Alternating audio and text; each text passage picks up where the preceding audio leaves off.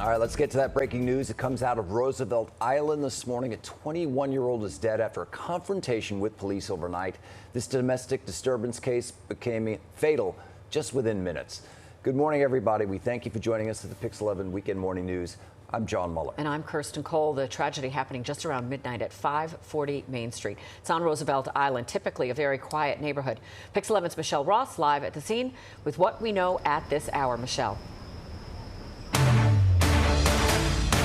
Kirsten and John, and to give you an idea of just how quiet and calm Roosevelt Island is, there's a farmer's market happening this morning right across from the building where that shooting took place. Now, it took place here on Main Street. Roosevelt Island is a quiet, tight-knit part of the city, quiet community, and it all played out, that police-involved shooting all played out in the lobby here. This knife was recovered from the scene of a fatal police-involved shooting on Roosevelt Island late Friday night.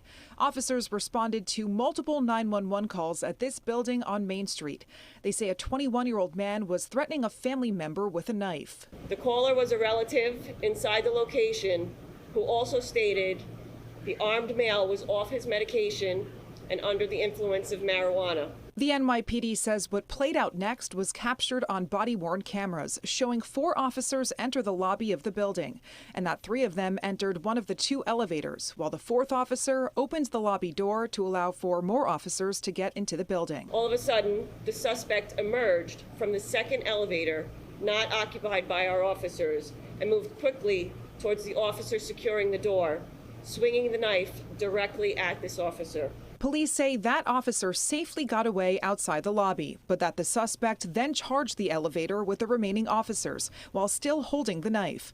Those officers tried to deploy a taser and also fired their guns, hitting the suspect. Officers began rendering aid until EMS could transport the suspect to an area hospital, where he was pronounced deceased 28 minutes after midnight.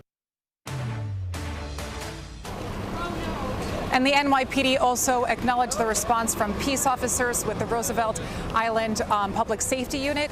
Now, no officers and no civilians were injured in the shooting. Reporting live on Roosevelt Island, Michelle Ross, Pix 11 News.